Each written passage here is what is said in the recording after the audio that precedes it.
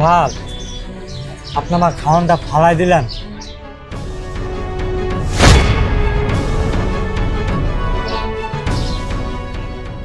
এই আমি তোর খাবার ফালাইছি মানে? রাস্তার মধ্যে খাবার খাইতে আবার আমি তোর খাবার ফালাইছি? আমি কি ইচ্ছে করে তোর খাবার ফালাইছি? স্যার আপনি তো লাত্তি দিয়া খাওয়ানটা ফালাই দিলেন। ফকিন্নির বাচ্চা আবার মুখে মুখে তর্ক করছিস আমি তোর খাবার ফালাইছি? ফকিন্নির বাচ্চা!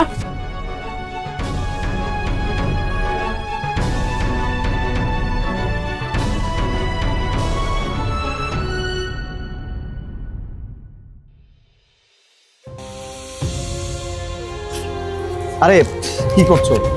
রাখো, এইসব খাবার খেতে হবে না, আমি তোমাকে খাবার খাওয়াচ্ছি, চলো। না স্যার আমি এই খাওয়ানি খাবো স্যার। আরে আমি তোমাকে রেস্টুরেন্টে খাবার খাওয়াচ্ছি, বিল লাগবে না, চলো ফ্রিতে খাও, আসো। আরে আসো,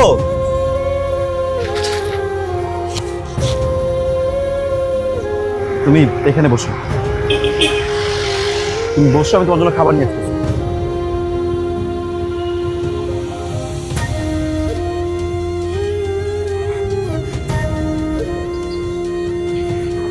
নাও তুমি এটা খাও।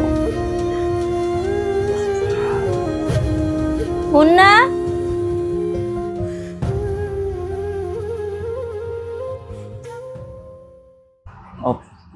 জি ম্যাডাম।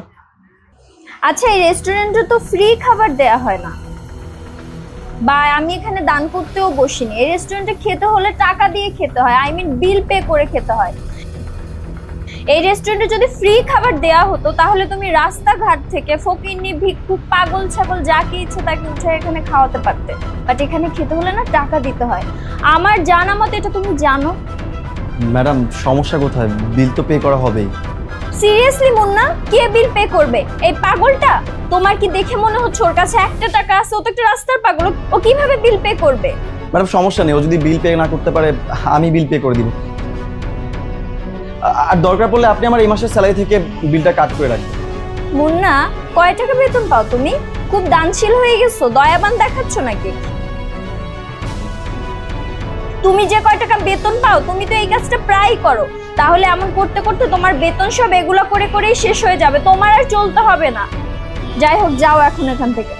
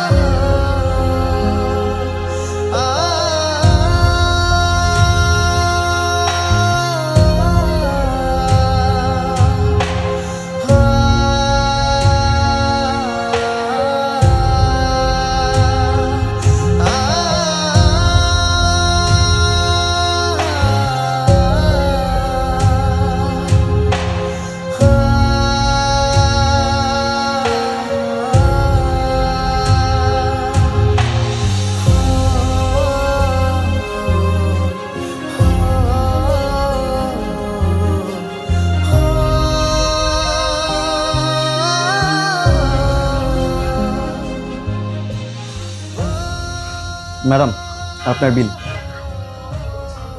আপনি ঠিক বলছেন, লোকটা গরিব ছিল, পাগল ছিল, কিন্তু সেই সাথে লোকটা সৎ ছিল ম্যাডাম, তাই তো বিলটা পে করে গেল।